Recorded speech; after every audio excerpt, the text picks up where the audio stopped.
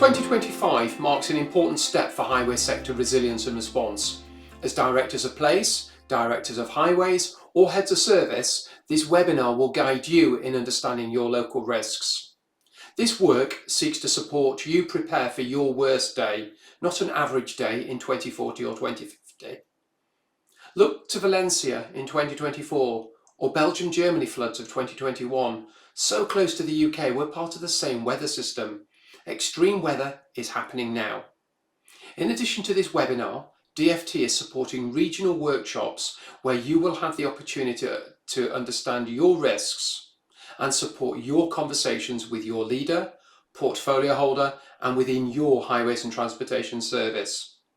These regional events will also help you build solid networks in terms of mutual aid for future severe weather across local highway authority boundaries.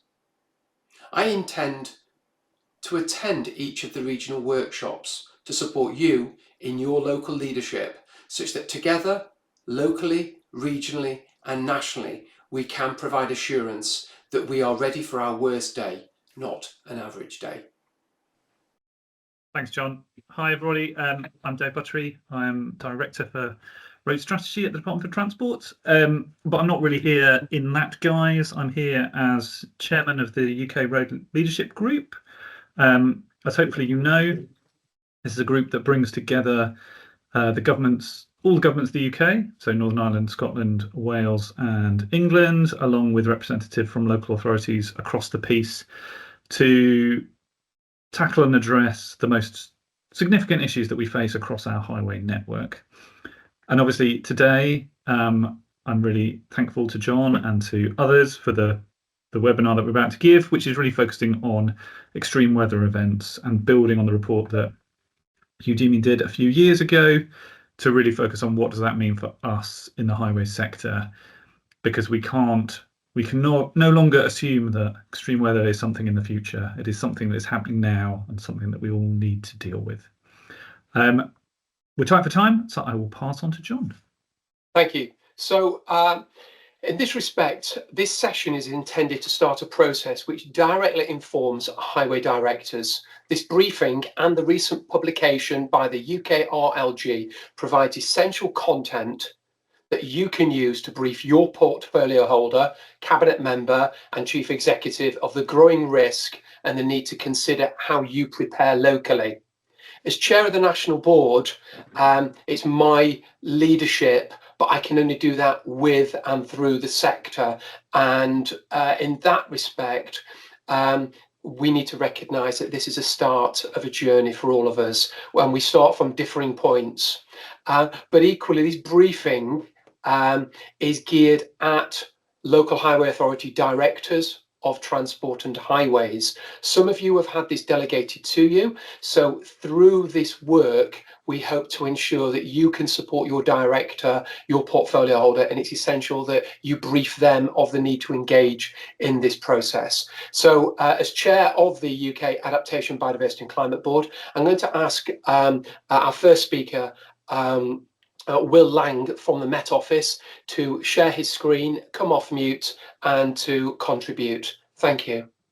Thanks, John. Good afternoon, everyone. Yes, I'm Will Lang from the Met Office. I'm going to talk to you just for about 10 minutes.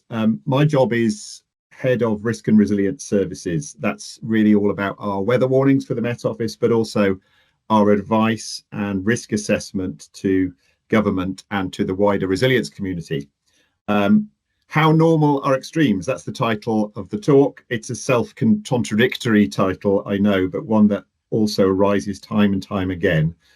What is normal extreme weather? What is the most extreme thing that can happen now and we need to be planning for? And how is that changing as well over time?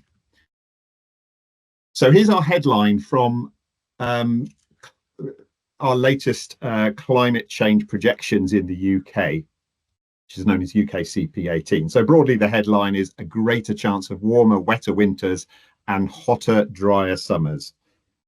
But that's all about average conditions over the next decades. What's the detail behind it? what does that mean for weather now and in the next few years? And in particularly the kind of extreme weather, the disruptive weather that can really challenge us as responders and highways operators. I'm going to start by taking a little bit of a look back, though, because it gives us a good example of the way things work in terms of weather and climate. So looking at last autumn and winter, it's an example of how the broad statistics for the seasons don't really tell the whole story. So I'm not going to go into detail about the graphics. You can look at them yourself. But both seasons, both the autumn and the winter, were drier and milder than average for the UK as a whole. It might be counterintuitive. Those of you thought it was a particularly wet winter. It wasn't for the UK as a whole. It was in a few spots, though, and those graphics show huge spatial variations in rainfall, in particular, across the UK in the last 6 months. There's been some really, really wet areas in the Midlands, for example, some parts of Northern England, but in contrast, Scotland, Northern Ireland, been drier than normal throughout. Obviously, there's been some big events within that, and all of that gets sort of smoothed out when looked at a national scale over that period. But we've had some big storms. We've had Storm Bert, Dara and Eowyn, various flood events. Was there anything genuinely extreme? Well, in some senses, by some metrics, some of that rainfall in September across the Midlands was climatologically, meteorologically extreme. Storm Eowyn, which is the graphic on the bottom right there, was one of the biggest storms in 25 years, particularly for Northern Ireland, but not record-breaking by any means. So what do we mean by extreme? And I propose really another definition is not just in terms of meteorology or climatology. It's those things that can stretch and break our systems and infrastructure. And these are already possible, right? So I'm going to give you an example of something that is meteorologically extreme that could be genuinely extreme in terms of that impact-based view. So in a small area, basically across fields in the middle of Norfolk, in 2020, we had 240 millimeters of rain in just a few hours. That's really going some. 200 millimeters rainfall plus events in the UK are rare, particularly those from thunderstorms rather than just the kind of usual wet stuff we get over the hills in the west and the north. Interestingly, of those events that we've had since 1961, almost half of which of those have been in the last decade or so. That's a lot of rain. To put this into context, Valencia in Spain, towards the end of last year, they had 700 millimeters in a few hours. Obviously, we've got loads of questions around Valencia at the Met Office. Could this happen here?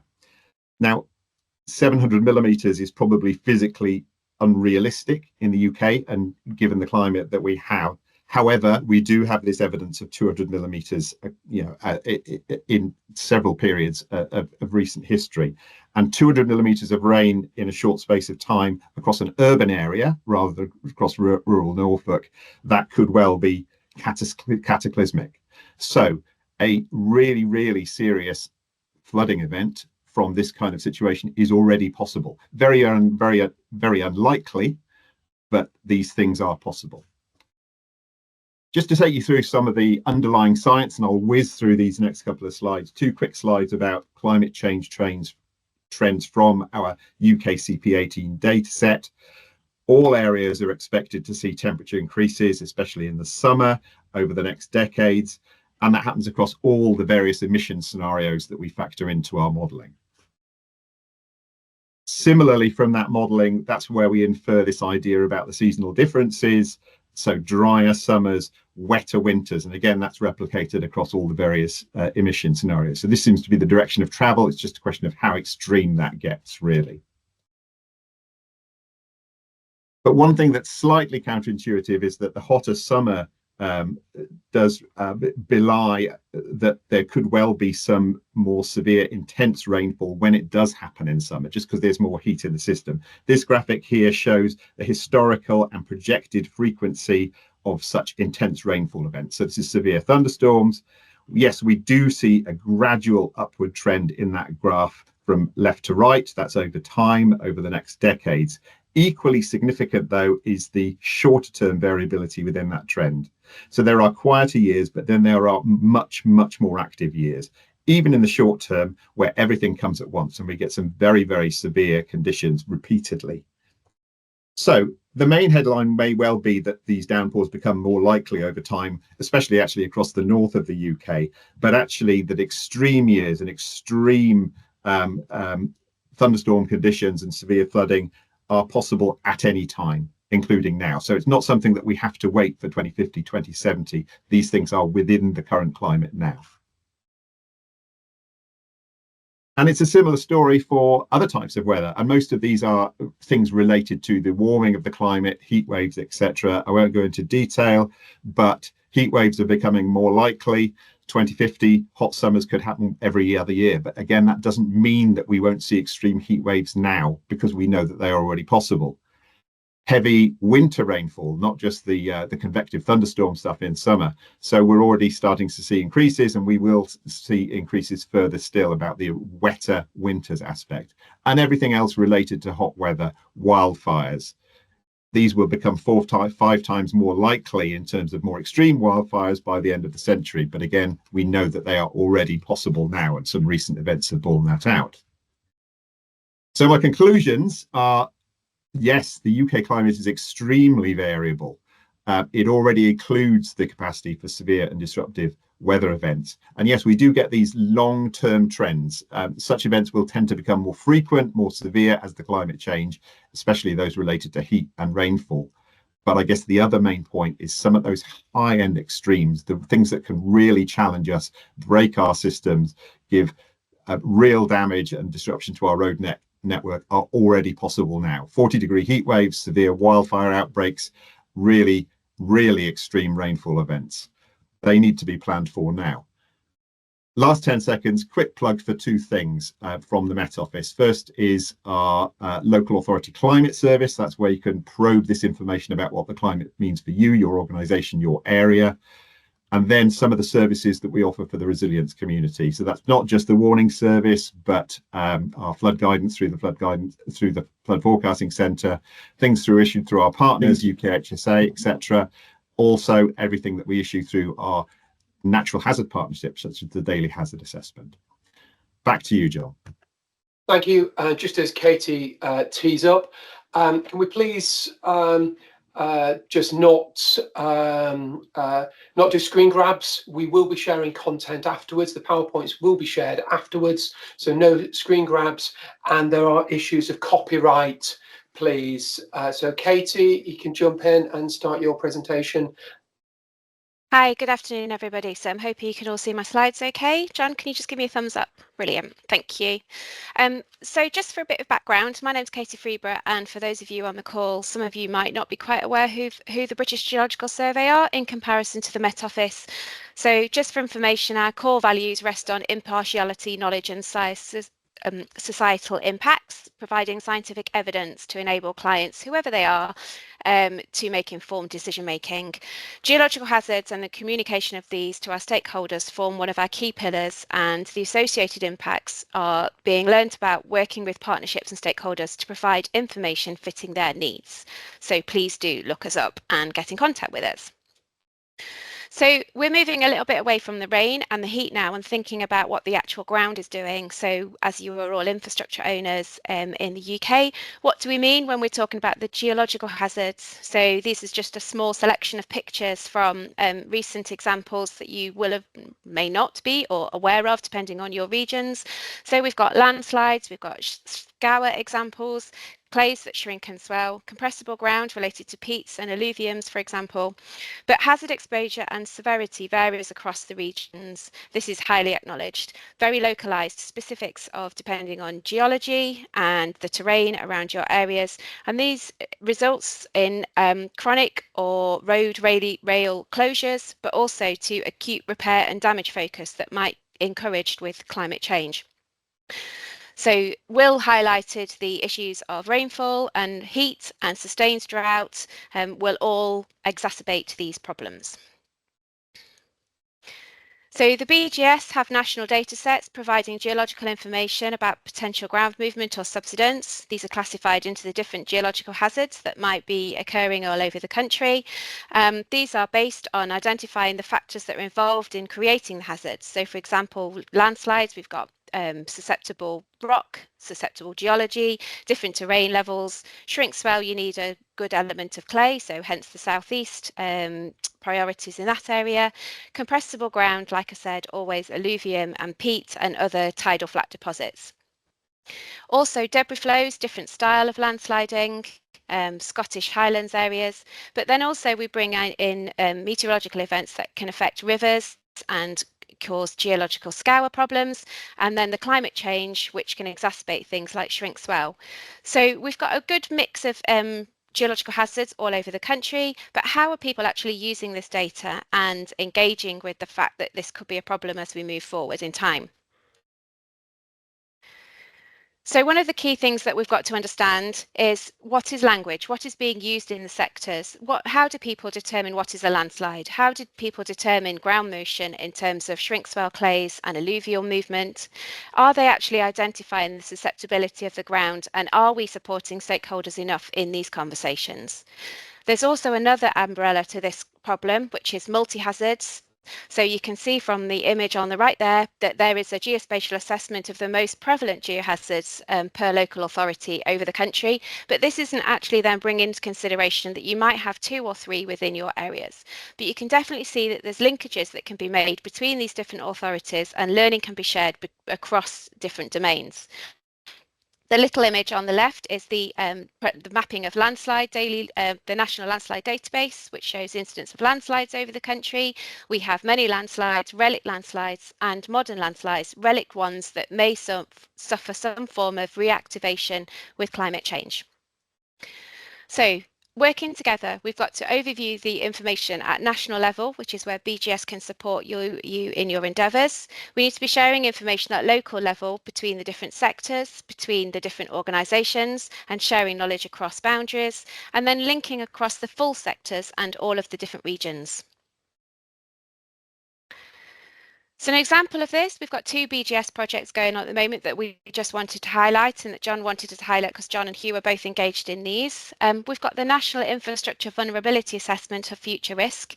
This is looking at understanding the multi-sector needs. We're moving away from what is happening now and understanding present day needs, and moving into the climate change issues. What are the focus of your communities? Where are the geological hazards in your sector hierarchy? Is it just flooding that is key, or are you looking at the maintenance costs and the problems that geological hazards will bring in the future?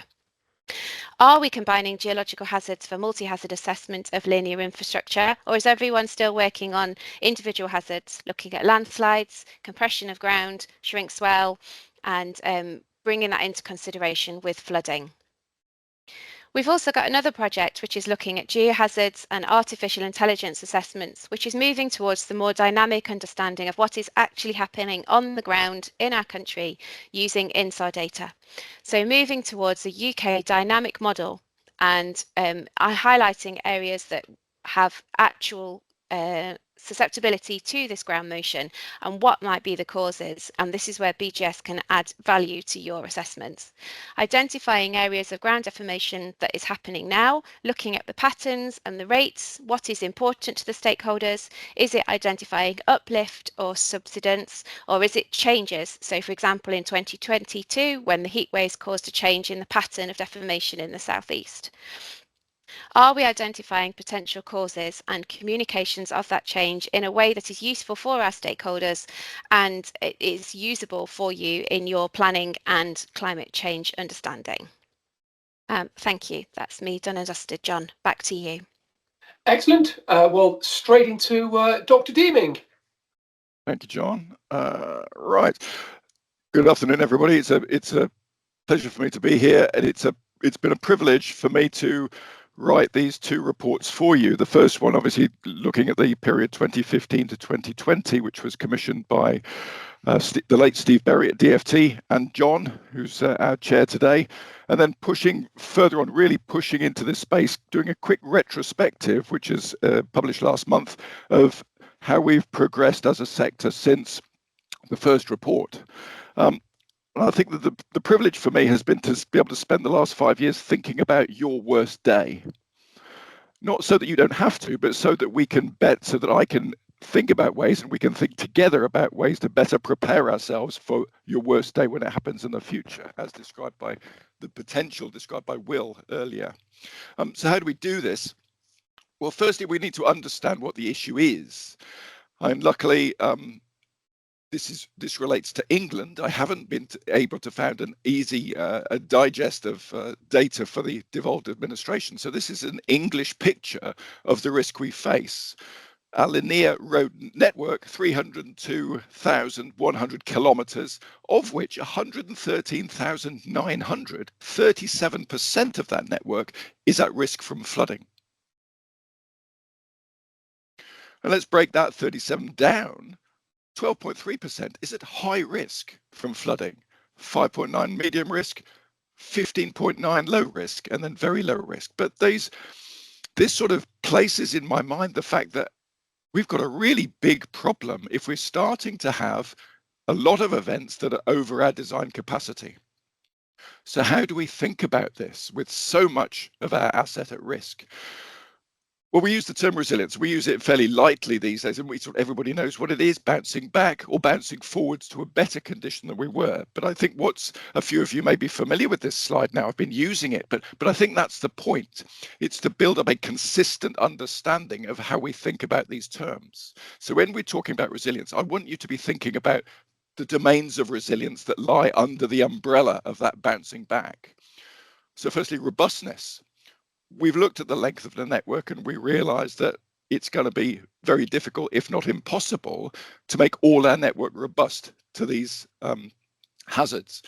And in many cases, we don't want to, because if we make our network robust, it just pushes the problem somewhere else. So we need to think about reliability. How reliable are our gritter fleets, our pumping fleets, but also how reliable are our duty rotors and our ability to pull assistance from elsewhere when we really need it. Redundancy, quite easy for roads to think about its routes around, but also redundancy is about things like multi-use vehicles and skill sets. Resourcefulness, how much kit have you got available in your depot that you can turn out? And how much equipment have you got available to you in a different catchment, which is thinking that we're really not doing as a sector, but we may have to. But the other thing about resourcefulness is quick thinking and how people think outside the box when they're under pressure and their ability, their empowerment to be able to do that. Rapidity, the speed at which we can get out there, stabilize our critical assets and critical networks and get them back working as soon as possible. And recovery, obviously build back better, different connotations for that. But the main point about building back better is not reproducing the exact same vulnerabilities that caused the problem in the first place. While I was doing the first report, the Federal Emergency Management Agency published its Community Lifelines guidance. This was about the importance of power and energy to people, to communities, communications, not just facilities, but the ether connections. Health and medical, everybody needs a medical centre and a hospital when they need it. Safety and security, the police and fire service need to be able to get around. We all need access to food, hydration and shelter, and we need to move our lorries around to deliver these things. Water systems need to be working. Hazardous materials needs to be moved, and we need transportation. But if we take a closer look at the definition for lifelines, they're the most fundamental services in the community that, when stabilized, enable other aspects of the society to function. Lifelines are the integrated network of assets, services, and capabilities that are used day to day. And when disrupted, decisive intervention is needed to stabilize the incident. And the more I thought about these community lifelines, the more you realize that our highway network hosts, carries, or connects everything else, which makes this sector incredibly important and why it is a privilege for me to have been able to write these two reports. So what is the issue? One of the principal issues that was identified in the last Climate Change Committee, Climate Change Risk Assessment, was that there was a lack of credible plans for local roads in England, There is no published significant adaptation plans for local roads in Northern Ireland. There are insufficient policies and plans in place to ensure the reliability of local roads in Scotland. And there is a lack of credible plans for local roads in Wales. We are, as I see it, we are riding on the coattails of the adaptation reporting power and the significant adaptation reports that are being prepared for our strategic networks, which comprise between 2 and 6% of our national networks. The other 94, 95% of our networks, there's no credible plans, there's no consistent plans, or they are fragmented. I'm not saying there are no plans, but they are not consistent across the sector. How do we build plans? We do it with data. Now, I know there's going to be a couple of people in the audience today who are going to wince when I put this slide up again, but we need to understand the problems that we're facing. So for the Winter Survey 2023, one of the questions was, what is your salt stock holding in winter touch? You would expect that question for a winter survey. But trying to think more about all hazards, the next question, what following flood prevention measures do you have in place? And one of the options was the use of sandbags. That question tells us nothing about our resilience against flooding. That could be a moldy depot of rock art sandbags in the corner of a depot, or it could be a tried and tested contingency for getting sandbags to high risk flood hotspots in response to a flood guidance statement. We don't know. We've got to be asking ourselves more searching questions. This question itself is only slightly less blunt than the sandbag one, but in the hazard survey last year, the sector was asked, have you experienced a landslide or ground heave in 2023? Nationally, no. But the Pennine 17, there's a differential. Different people are experiencing different hazards in different ways. And looking at flooding, during 2023, have you had a main river, coastal or surface water flood event that have affected your network with direct impacts or potential to cause serious harm, damage or risk to life? Main river flooding, majority no. But let's turn that on its head and think about surface water flooding, which is a local authority responsibility. And we see, folks, this is getting serious. We've got to have contingencies in place. We've got to be getting better at dealing with this, thinking about the extremes that Will has already mapped out for us. And how do we do this? Largely through interoperability. We can't leave interoperability to our worst day. The extent to which organizations can work together coherently as a matter of routine is the way the emergency services think about it. And it seems easy when you write it like this. But research has been conducted into interoperability, and suddenly you realize it's much more complicated and it requires effort. For your worst day, you need shared systems of technology, teamwork built upon trust, the identification of who you are and what your role is, your goals, communication, and the flexibility to operate. So working together is something that you have to work together at. In peacetime, you can't take it for granted. So overlapping recommendations from the review. The first one was the critical importance of suitably qualified, experienced and empowered people who understand the concept of integrated emergency management. And this isn't just people at the strategic level. This is people at the strategic, tactical and operational levels, because you have to have trust through that pyramid of response that all those people know and understand what their role is and how they can operate together. The next thing, a call for data. The need for consistent, rapid impact assessment so we know what's going on, so we know what people are facing and how we can sort of build contingencies for managing those in the future. We have developed with some DFT funding from a few years ago, we've developed a storm chain system which is being rolled out by Ringway and East Riding and Westmoreland and Furness have used it in anger.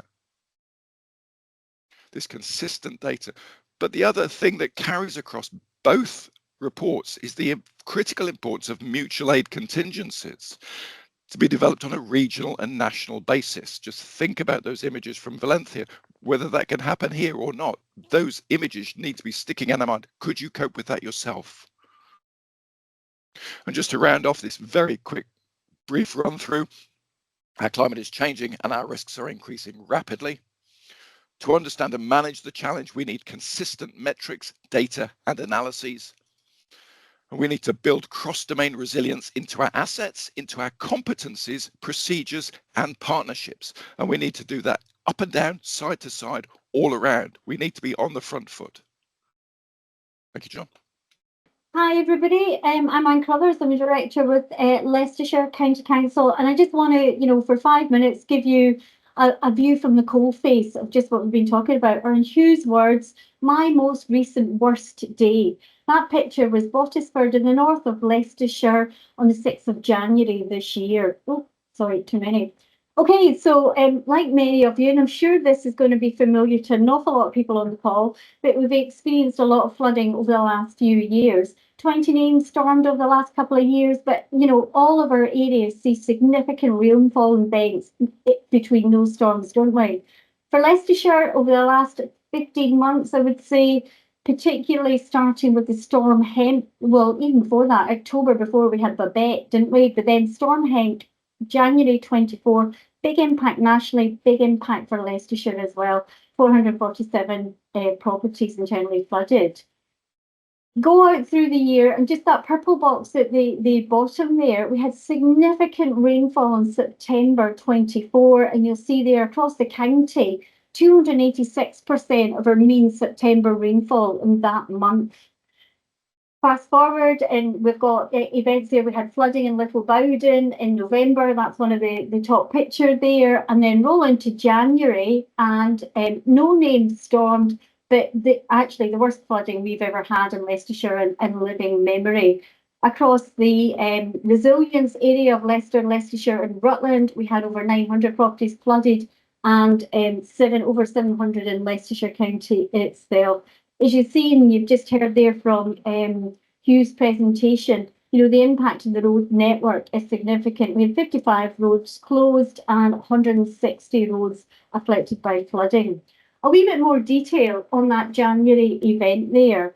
We had a yellow weather warning from Sunday morning into the Monday, 15 to 25 mils expected. And it's so interesting to hear Hugh in the 200 millimetre thing, etc. This was, 15 to 25 mils expected.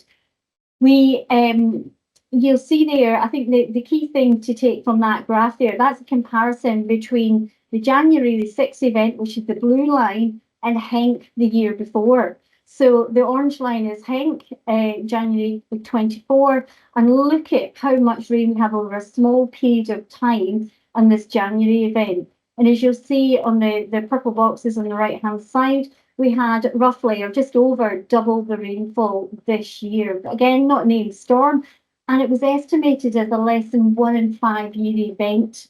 But as I say, the biggest impact we've had in Leicestershire in terms of flooding. Now, the reasons for that, think back to that September, the level of rain through October, November. So, it's coming on to extremely saturated land. So it does not take an awful lot of rainfall to have a massive impact. The main causes of flooding were main river flooding. Those levels of river really unprecedented. They were the highest levels for the River Soar. And in fact, there was a national alert put out for the River Soar area, which is only the 5th time that national alert system has been used. But that was put on because of the levels of that river. And that then led to, because the outfalls couldn't discharge, we had really high levels of surface water runoff as well coming into that. So, and just looking at then, what do we have from the communities? Well, we have the usual stuff, and this will be familiar to many of you. If only you cleaned out your highways drain, you would have dealt with that level of water. That's Bottisford there again on the bottom left-hand one. Never used to flood before the new developments. Definitely the developments is caused by the development. This time, I think one of the differences we saw, and particularly compared to Henk a year ago, was a level of aggression to our workers going out there as part of the clear-up. We had communities really, really unhappy and abusive to workers, which I think is something we hadn't seen before. We had our MPs helpfully calling for immediate action, stop these yearly flooding events, and we must guarantee that it'll never happen again. Those kind of conversations. There was massive, it really was a full-time job, just keeping the media beast fed as well in terms of response to that. And that obviously went on for days and weeks after the event itself. In terms of political reaction, we had a really joined up approach across Leicester and Leicestershire. All 10 leaders wrote to government on the 9th of January, asking for the release of the National Flood Recovery Framework. It had been open for HENC, and others I'm sure are affected, I'll recall that as well, affected from HENC. Now, bear in mind, we had a much bigger impact in Leicestershire this time around, but it wasn't opened. No transparency or consistency, I would challenge there. However, the view very much from government was, sorry, there isn't enough of an impact, so we're not opening it. We did ask for a whole host of other things there. I'm not going to go through those. You can read them yourselves, because I think we all know is from the lead local flood authority perspective. I think we know how challenging it is to bring together all the parties and really make progress in terms of flood prevention. And there's some loads of challenges in the system that we'd really like to see improvements on. We did get a response to that letter in the middle of February, but basically really just cited, some of the big funding announcements nationally, nothing that would help us in the short term or even the medium term. We did get ministerial visits in Secretary of State, however, no communication outside the Environment Agency. So again, there wasn't a join up there. In terms of us as the lead local flood authority and the highway authority, I'd say we went immediately into instant mode. So we were doing all we can in terms of shutting roads, assisting the emergency services. There was, I think it was up to 80 evacuations of individuals from houses. A caravan park was severely flooded, and cars. So we're doing everything we can. And this picture here exemplifies and illustrates we were out gritting. So at the same time, we were gritting at the same time, we had 55 roads closed with flooding, and lots of areas were affected. So really challenging time from the highway sector, the highway authority perspective. Our flood teams were out with the multi-agency effort at door knocking immediately afterwards. And as I say, it was a constant effort feeding the media machine on it. We decided really early on we were not going to react to the multiple requests for, please come out to my parish council meeting.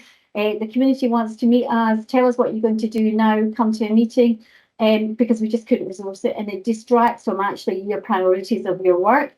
What we do is multi-agency drop-ins. We did this after Storm Henk, and we found them really far more productive. So actually, and it's coming over the next 3 weeks, we've got multi-agency drop-ins around the county in those really most affected areas. And, we invite people in, anybody can attend, and we get more information for them, as well as we talk them through what's going to happen for their areas. You'll all know none of this, no fix will materialise over the horizon in the short term.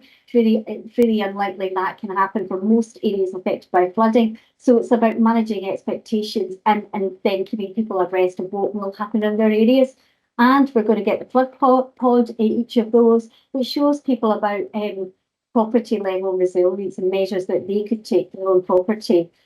We're continuing with all the measures. Be flood ready in terms of communications, and that's really, really important. I think there's a massive education and information job we've got on our hands with our communities and public politicians as well.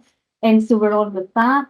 As an authority, we put extra money in for our highways drainage to flush out all those gullies and to do the drainage repairs, and also for our flood team as well, because they're inundated literally with Section 19 investigations, etc.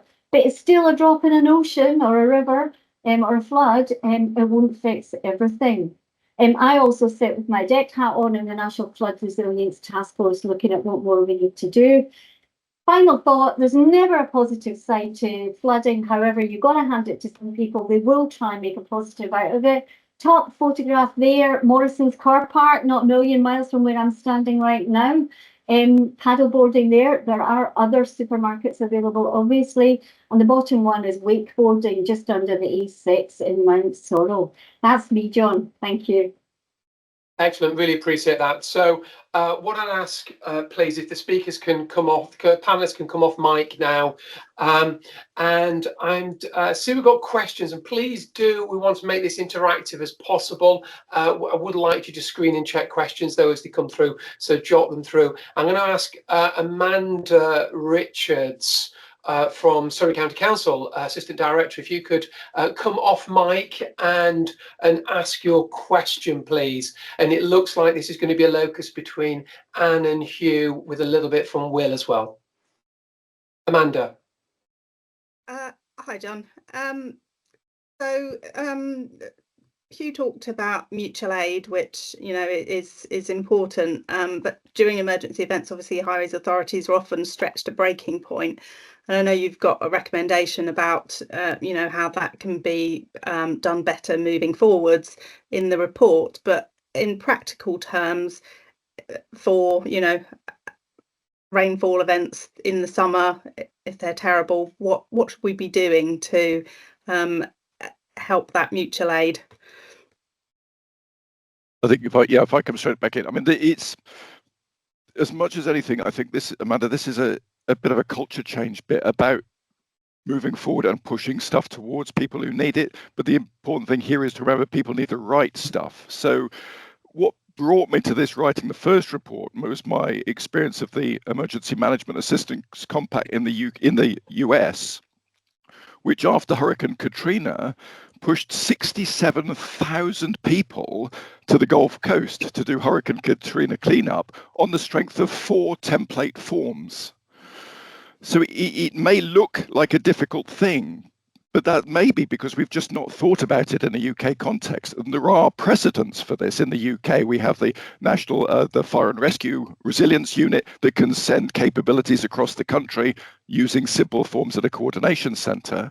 And also the Environment Agency moved their staff around through surge capacity. So there are precedents out there for how we could model it. But this is a piece of work to be done. It's not something that we could do tomorrow. If I could just come in, John, as well. And I agree with that. I mean, absolutely. I think it is a piece of work to be done. I think there's something around, one, the nature of the event, because often, if your area's impacted, your immediate areas or neighbours are impacted as well. So they're, and they're in incident mode as well, aren't they? They're doing that. So there's a time factor. Is there a reality of getting assistance from elsewhere in the country to your area to help, or is this going to be a short bus thing? I know, for instance, that recent January event I was talking about, the fire service, I think, approached and sourced specialist pumping equipment from Essex. In the end, I don't think we used it, but I think that thought process was there. However, I think as highway authorities, I think there's a cultural and attitude thing.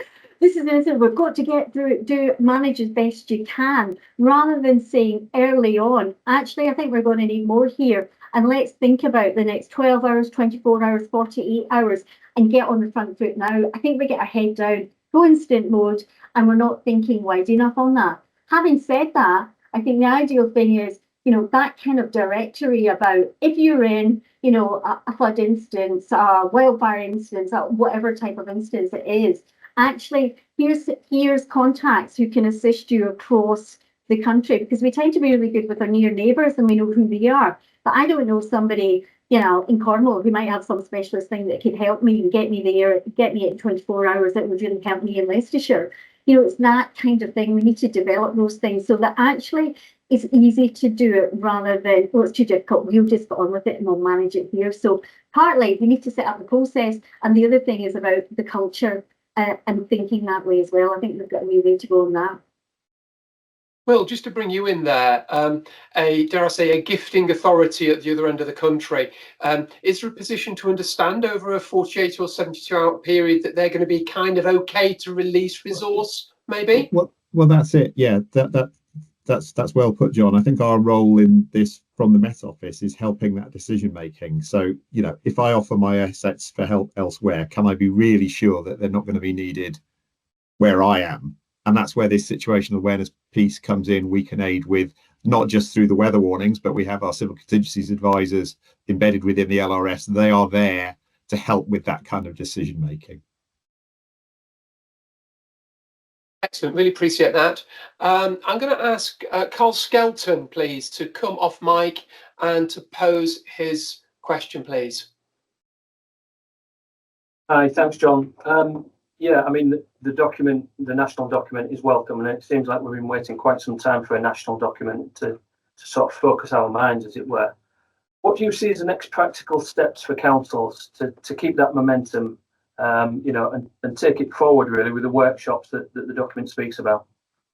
Yeah, brilliant. So I'm going to ask that. I'm going to try and answer that one and steal a little bit of Dave's thunder in some respects.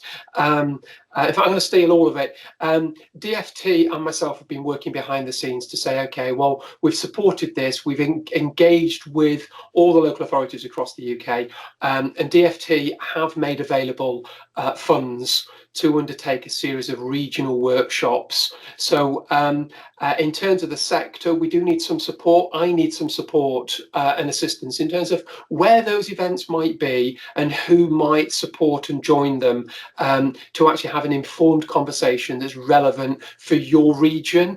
And Will mentioned his civil contingencies advisors, and we know from Katie's slides that there are certain geological conditions that are consistent across boundaries. So Will, do you just want to say a couple of minutes, just to say a few words about what your civil contingencies advisors do, and also Katie, your own work on NEVAR and how within a regional setting that might provide some context?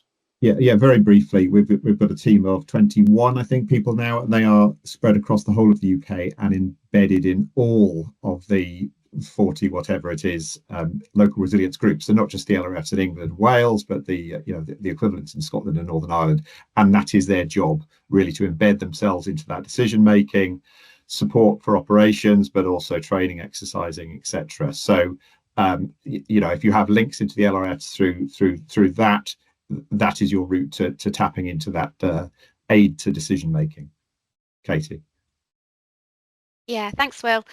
So from our side, you are correct that the NEVAR work is looking at this regional setting and trying to understand where the comparisons are and the potential for linking up different authorities based on what geological hazards are in their area.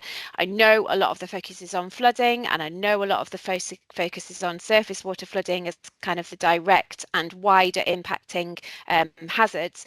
But from the geological side, the number of landslides, the aged embankments, that's not so much us, but in terms of the geological setting, the construction of roads, the history of the construction of roads, how that's going to impact us in the future.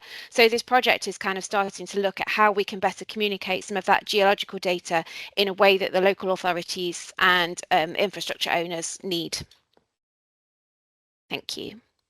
Brilliant. And again, just to give some wider context to Carl and colleagues, this is the start of a journey. The report highlights so many recommendations and links back to issues that were identified in the original lessons learned report from 2015 to 2020, where Hugh engaged with the sector. And I think that's an important point, because engagement at these regional sessions, when we do have them, it does reflect that you as directors and senior managers, and of course, if you've been passed this invitation by your director, you do need to bring it to their attention to support them, and to give you the facility, the expectation, the support to participate in the work of UKRLG and the various boards, to be cited on and understand the international expertise that is within the World Road Association. And Dave has mentioned previously about that wider international context. I'm the UK representative onto Disaster Management Committee. And when these events happen, they are disastrous to the local community that we serve. And there is an increased likelihood that we will get something that is consistent with the definition of a disaster. Storm Desmond was one, but we need to prepare for those kind of events. So working with and through your networks, and I would encourage you, be it CSS Wales, be it Scots, be it Adept, be it LG Tag, or the various roads boards and asset management boards and drainage boards within UKRLG. It really is important for you to come along and support this learning and sharing. And for those with contractors, Hugh has mentioned Ringway as one provider, and I see there's a few on the call. I think it's important that you do engage with your supply chain, especially if you've got large term maintenance contractors, because they can operate at pace and at scale. But many of you, again, have got DLOs, and you've got that great capacity to team and ladle across your grounds and maintenance and parks and countryside. So all that expertise needs to be brought together at these regional events. So I will need some help on the heavy lifting, so please do volunteer any support that you can to me and to others. Are there any? There is a good point there from Ben. I think it's a point rather than a question. So I don't need to invite you off microphone. And we've got Matt Reynolds. I can't see if that's Matt Reynolds from South Yorkshire, but Matt, do you just want to come off and just test whether or not you are the Matt Reynolds I know, or if there's someone else as a doppelganger? It is, John. It is. I've not heard your voice in a while, so it's good to be part of the conversation today. So, John, this comes back to my age-old question around web tag and appraisal, and the fact that actually, if you want to take this seriously, we need to be building this into our existing projects. That's innovation. That's things that aren't monetized. That's difficult in the old value for money calculation. So I think we need to use this platform collectively to kind of really ramp up that message back to the appraisal teams within the DFT. I know it's an age-old question, John, but I just thought I can't have this conversation and not mention it. And I think a grin speaks 1,000 words there, Dave. If you do want to say something, or you could plead the fifth and add it into questions to be followed up. That's fine. Everyone loves a web tag mention. So I think it's a very good point. I mean, I think on the one hand, I think everyone gets very, very obsessed about appraisal and gives it greater prominence and resonance that it should have in the decision-making process. On the other hand, if you don't count it, you don't value it. So I do take the point. I think we are doing some work on how to get resilience benefits into schemes. So that's not only resilience in this term, but also resilience in terms of, I suppose, things like crucial structures, crossings, things like that. So it is an area that we're looking at, but I do agree that it's not as easy to point at something in web tag in the same way as is for time savings and go, yes, this is important, this is worth the extra money. So I'm not sure if that's pleading the fifth, but I think it's acknowledging the point. No, that's really good. And someone struggled with the web chat.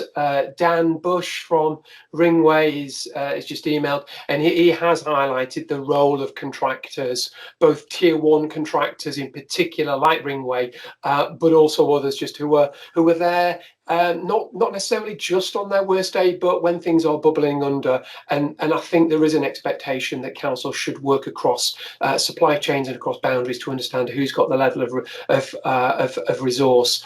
And I know Ringway are doing some great work on that, and I am engaging with Mitesh Solanki, who's the incoming president of the CIHT. CIHT are hosting this as a platform today. I am acutely mindful of time, and we are all very, very busy people. So what I just wanted to highlight then is really just a few things. My thanks to the panelists and to those who've questioned.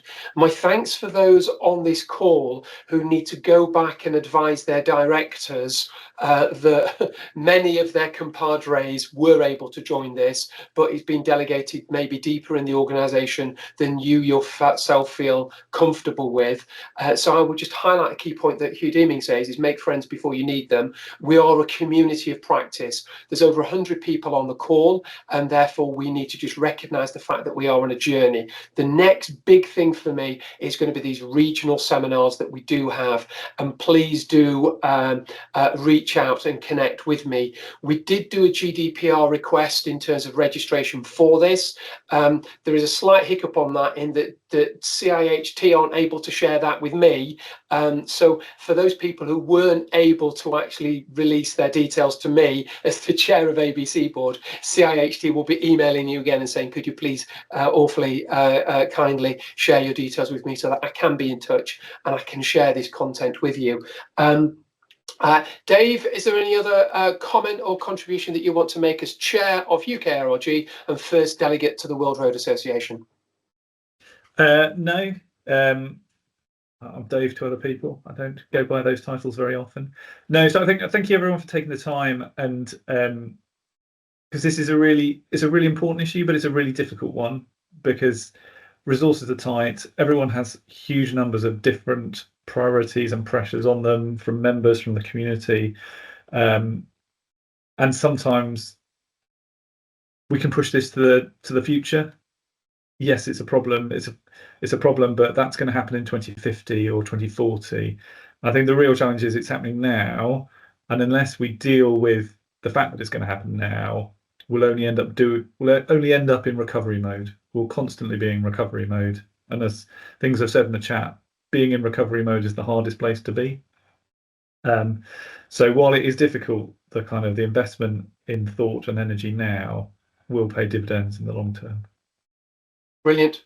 So thank you for that. And I think it is a case of just reflecting back, preparing for your worst day it will put you in good stead for the here and now. And it's always important that, dare I say, rather than just stepping up on the basis of the experience, it is always a case of falling back to the level of our training.